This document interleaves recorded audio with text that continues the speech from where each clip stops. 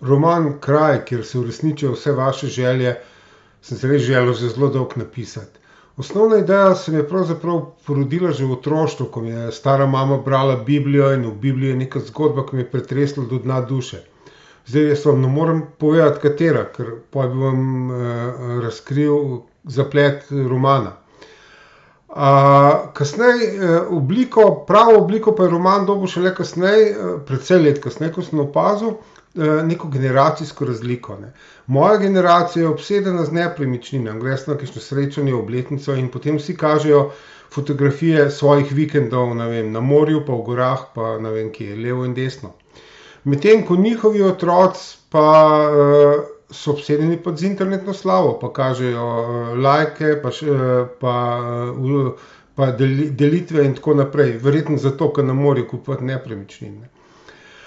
No, in potem sem si rekel, kaj če bi v romanu imel ti dve generaciji, očeta in sina, in oče je propadel nepremičninar, sin je pa propadel Instagram influencer. Kaj, če dobita možnost, da storita neslišano kruto dejanje, ampak res kruto dejanje, ki ima obema izpolni željo. Oče dobi nepremičnine, sin dobi pa internetno slavo. A boste to storila?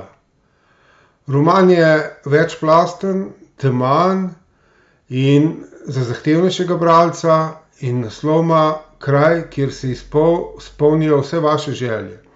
Kdorkoli je kdaj bral Biblijo, ve, če se želje že izpolnijo, se ponavadi nikoli ne izpolnijo tako, kot ste si jih zamišljali. In vse ostalo je pa napisano v romanu. Prijetno branje vam želim.